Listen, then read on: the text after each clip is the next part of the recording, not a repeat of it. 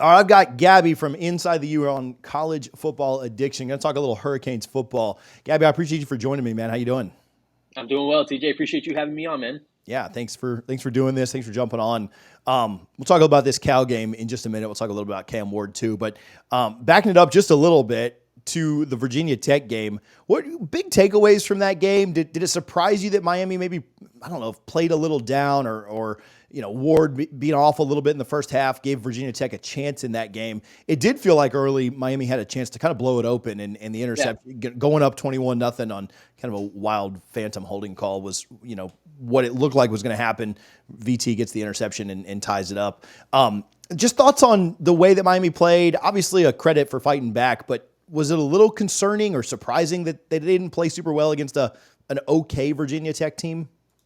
Yeah, I mean, a little bit, maybe it's concerning, surprising. I don't know. I think this is college football at the end of the day, right? Like, you turn on games on Saturdays, and there's all sorts of games that you expect to maybe be tighter than you would expect. I mean, we saw kind of over the weekend with, Kentucky going on the road and beating Ole Miss. Like, Virginia Tech's a good program. I mean, going into the season, we thought Virginia Tech was going to be really good, right? Like, I think they were returning. I mean, there was so much hype around them. Oh, they're returning 21 of 22 starters, the most returning production of any school in the country. It didn't really click for them. They had that early loss to Vanderbilt in overtime that it did not look good.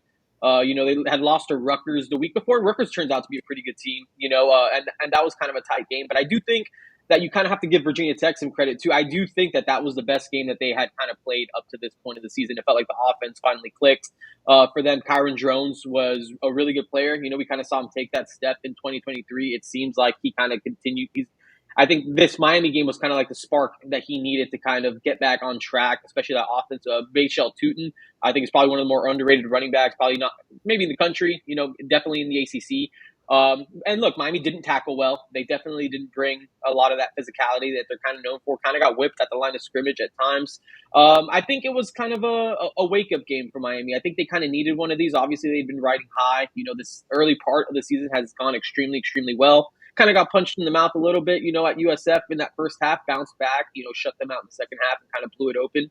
And then really just got kind of tested, pushed to the brim here against Virginia Tech. And look, I think that these are the types of games that I think ultimately, will make them better. I think it's one of those games we'll look back at and be like, that was kind of a good thing for them to kind of have to go through. Hopefully, you kind of are able to learn those lessons without having to take a loss. Yeah. And I think there's something to be said about them finding a way to win that game. I mean, David Lake, my co-host on Through the Smoke, and my coworker here at Inside the U, he pulled up a stat that when Virginia Tech had that long interception return in the second half, um, I think the ESPN win probability rate was at like 84% in favor of Virginia Tech.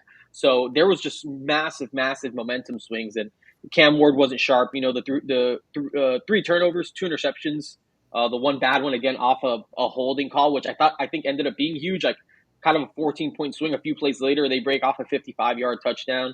But it could have been easily 21-7. Again, it looked like that was a bad holding call. I thought, honestly, it was pretty textbook from the left tackle. It seems like the guy tried to bend. Looked like he slipped more than anything, more so than Markel Bell held. And again, I mean, if you score there rather than wipe that play off and then throw the interception, I mean, I think it's a totally different game. And I think you eventually probably get rolling downhill because I think that's just what we had seen from Miami. But that's obviously not what happened, and a lot of adversity kind of struck. But them finding a way to come away with that, and at the end of the game, 3 straight touchdown drives to kind of close it out, I think is pretty big time. And Cam Ward, you kind of got to take the good with the bad, right? Like the highs are very, very high, and the lows can be scary. He's definitely a guy that makes you kind of hold your breath a little bit at times. But again, then there you have those moments where it's just like, wow, this guy's absolutely electric. So you got to take him for what he is. And again, I think so far the good far outweighs the bad. But yeah, the bad kind of put Miami in quite the hole in that Virginia Tech game. Yeah, as bad as he was or as off as he was, he still made like all the plays late in the game Right. to battle them back. And I mean, that's just what you're going to get with like somebody that's like a gunslinger and he's going to take chances, and more often than not, he's going to convert and convert well. You're right. Like it is such a testament to be able to battle back, for all the crap that Mario gets for like in-game coaching. I thought Brent Pry like really was pretty off, and Miami Right. certainly made him pay for that. Several kind of weird decisions, and yeah, you get to learn all those lessons. I mean, and they were obviously like inches away from it being a loss at the end of Right. the game, or maybe even an interpretation away from, which I do think they got it right, but an interpretation away from taking a loss. Right. But you got to learn all those lessons and still be undefeated, which is really all you can ask for, right? Like you don't get to the end of the year and they say like, well, you went undefeated, but you played this one game really close that you shouldn't have. Like, yeah, I mean that happens. I mean, Ole Miss would certainly rather have had an ugly win on Win. Right. Saturday when it all kind of comes down to it. So, all right, looking forward to this game going on the West Coast to play Cal, which is, my opinion, but very stupid that they're in the ACC, to play Cal on the West Coast, a 10:30 p.m. kickoff Eastern time on our coast. Kind of weird, kind of strange game day there. That's kind of exciting. It's a little, I guess, I mean, the slate's not great, but it's a little strange to me that game day is at the Right. one team that lost to Florida State this year. I assume that has a little more to do with Miami than it does with Cal, but trying to find a game to go to maybe was tough for ESPN this week. Thoughts on having to travel to the West Coast, coming off of a Yeah. pretty emotional victory, maybe not playing a great team, a team that Miami should certainly go in and dominate, Yeah. but there's a lot of maybe outside factors with game day, travel, emotional victory last week. Just how does Miami rebound to play this week? Yeah, I think it's going to be interesting. Haven't really had to deal with something like this before as far as just that West Coast trip.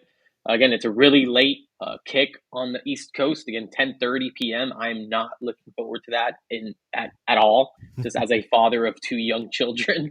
But yeah, I mean, I think it's a lot that you got to manage. Mario Cristobal was saying you kind of start pushing things back an hour or an hour and a half slowly until you kind of start. You're basically essentially, it feels like you're kind of playing a game at what is it, 7:30 Eastern or whatever the case is, like I don't know the logistics in prepping for that, but I think they're traveling a day early, so I'm guessing they're probably traveling on Thursday to try to just get as adjusted as possible.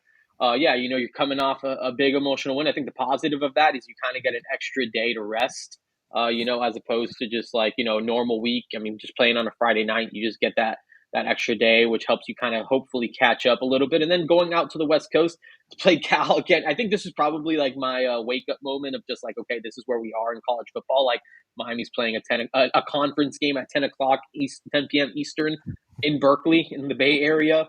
Just wild to kind of process. But yeah, I think that this is a game that Mario Cristobal is very familiar with that conference, or the former conference. RIP to, I guess not RIP to the Pac-12. I guess they're back. And he's played Justin Wilcox, the Cal head coach, a ton of times. And again, as a former head coach at Oregon, I think he's just very familiar with the way that program is structured and organized, their identities. So I think that maybe helps a little bit. Cam Ward, as a guy who played in the Pac-12 as well, I think pretty familiar with Cal. So I think that there's enough familiarity where this isn't all totally new.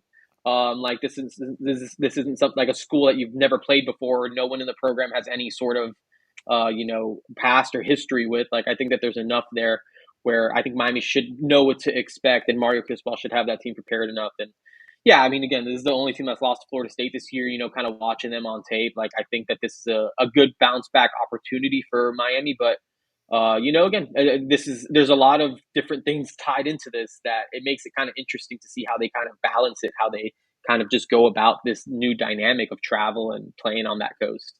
Yeah, Cal's defense has played okay. I don't think Yep. Auburn's a super lethal offense, and certainly don't think Florida State's a super lethal offense either. But held both of them to 2 scores, Yeah. and they've had 2 weeks to marinate on their first ACC game, a loss in Tallahassee, and so I kind of wonder how that plays into it from Cal's side. I mean, Miami at this point a 2 touchdown favorite. I would I think I'd be fairly surprised if they weren't able to pull it off, even if Cal covered, which I don't even know if I'm predicting that, but even if Cal covered, I'd be pretty shocked, I think, if Miami won. I might find out about it on Sunday morning because, well, either way, it'll be Sunday morning, I guess. But I don't. Right. Same thing. 3 little kids. It's probably not a stay up till one night for me unless the game's Right. extremely close. But what about Cal? Is there anything that Cal does that does worry you, or a matchup in this game that you're like, all right, Miami cannot fall victim to this?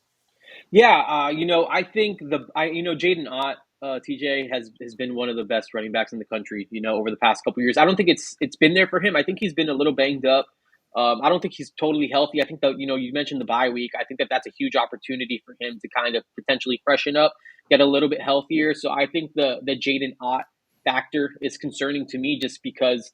Miami just had a really really bad performance against the run, and I think there are different types of running backs, but I think Jaden Ott's one of those guys who you have to respect. He's a guy that does it as a pass catcher. Can certainly run the ball extremely well, so he's electric. I mean, again, I think at his best, he's one of the nation's best playmakers. So Jaden Ott definitely concerns me. That defense, man, at the end of the day, yeah, maybe they played a couple of turnover prone offenses in Florida State, and I mean, you could tell me. I mean, I don't even know how much they turned the ball over, or how much FSU turned the ball over against Cal. But I know in that Auburn game, I'm watching it yesterday, and they kind of just got hand delivered, Yeah. basically 4 interceptions. Cal leads the nation with 10 interceptions. I think they're like number 3 in turnover margin at +8. So their team defensively, with Cam Ward again, just kind of coming off a game where he turned the ball over 3 times. If you kind of start handing them possessions, I think that can get a little dicey too.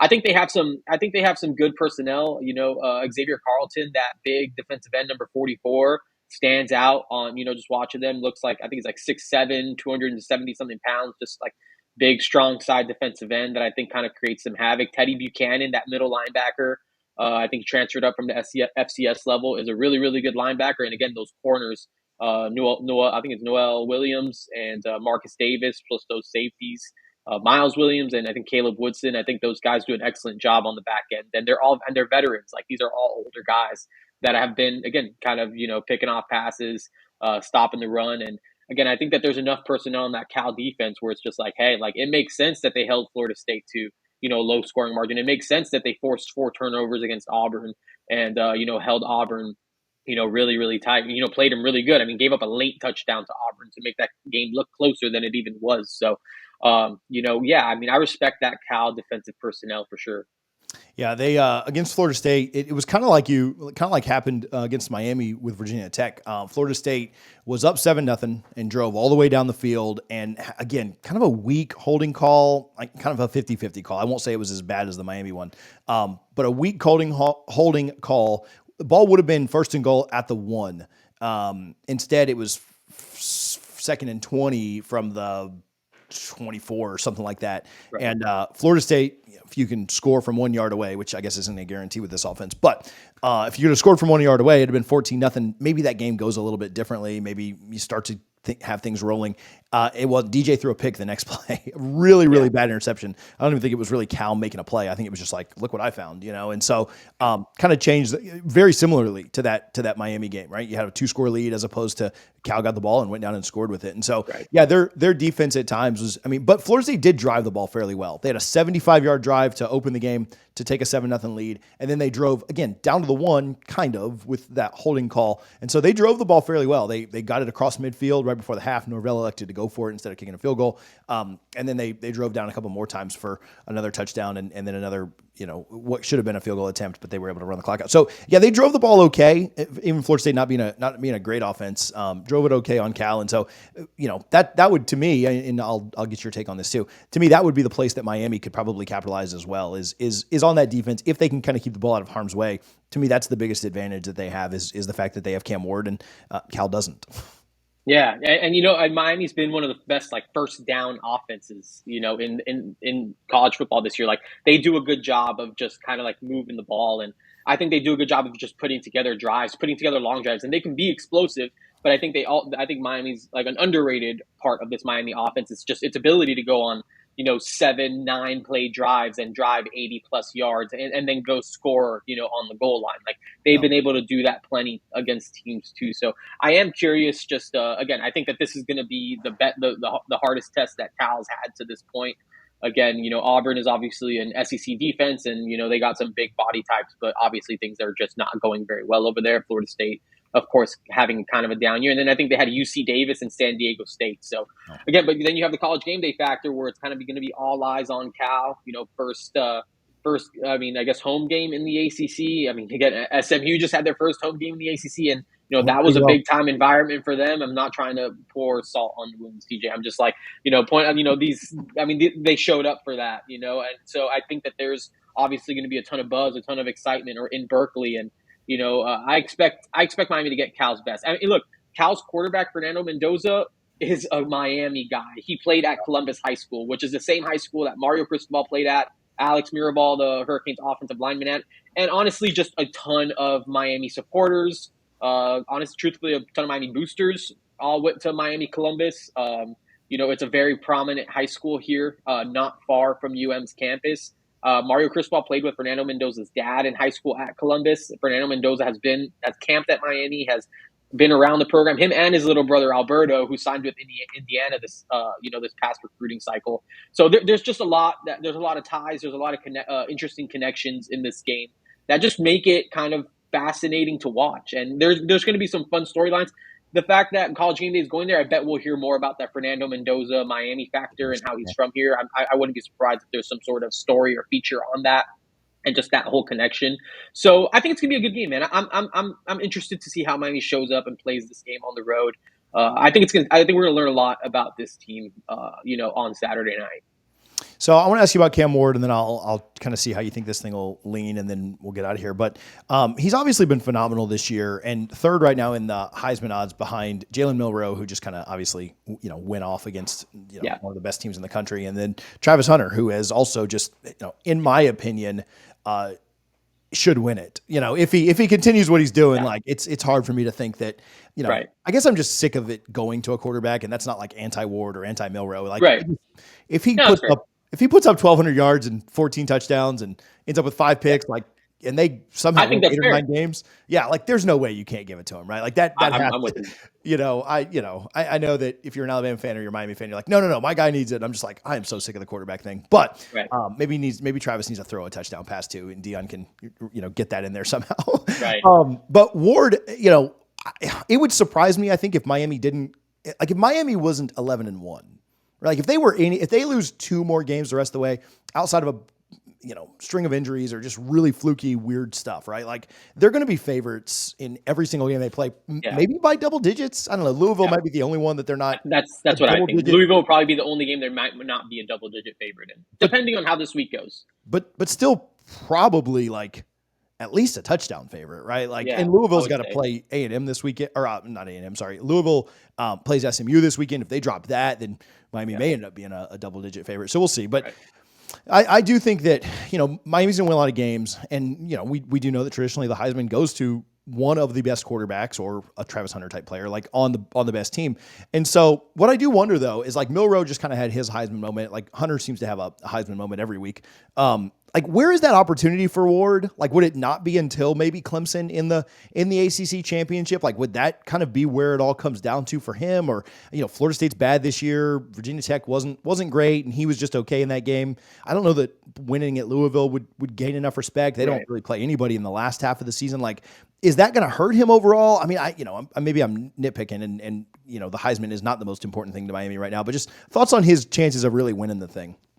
Yeah, I don't know. I don't know if there's going to be like that pure Heisman moment. Like again, I think if he does win it, or one of the I think in the Virginia Tech game, kind of like the pressure kind of chest pass at the end to just get rid of it with like swarming guys. I bet that will be on the highlight reel at least that we will see as far as just like spectacular plays that he's made. But yeah, as far as like a Heisman moment, again, they should be favored. I think in order for Cam Ward to kind of, let's say, win that, I think he would have to just have to put up monster numbers. I think at the end of the day, it would just have to be like, big time numbers, and then Miami would just have to win. Maybe it would be a moment in the ACC championship game if things are tight against a school like Clemson, and he finds a way to kind of pull that out. Like, I don't know if there's ever going to be that opportunity for him to just kind of, pull out some wizardry and like, save Miami's season. Again, maybe this Virginia Tech one, it will have some argument. Again, he also kind of had 3 turnovers in that game, but he also, also dug him out of it. So I guess there's maybe something to say about that. But yeah, I mean, I don't know. Again, I'm kind of with you. Like, I do think Travis Hunter is the most fascinating player in the country. But if Colorado goes and let's say they lose 4 more games or whatever the case is, they kind of run, and they obviously just had a big win. Like, I'm curious, can you give it to Travis Hunter if Colorado's a 7-win team? Right. Maybe they can. Maybe you can. But yeah, I think if Miami's, let's say, an undefeated ACC champion and Cam Ward is clearly the best player on that team, and he's thrown for a ton of yards and touchdowns and stuff like that, and it's obvious that because of Cam Ward, Miami has elevated to this place where they're going to be a top 4 national seed because of the the playoff bracket and how that works. Get with a bye. in the playoff. Like, I do think that that's the path to Cam Ward winning a Heisman Trophy. But still, there's obviously a long way to go for that. There's a lot of games that need to be kind of played before we're having that conversation. But I think at this point in the season, I think it's fair for him to be in the conversation for like Yeah. a guy who would have a chair in New York if they were having that ceremony right now.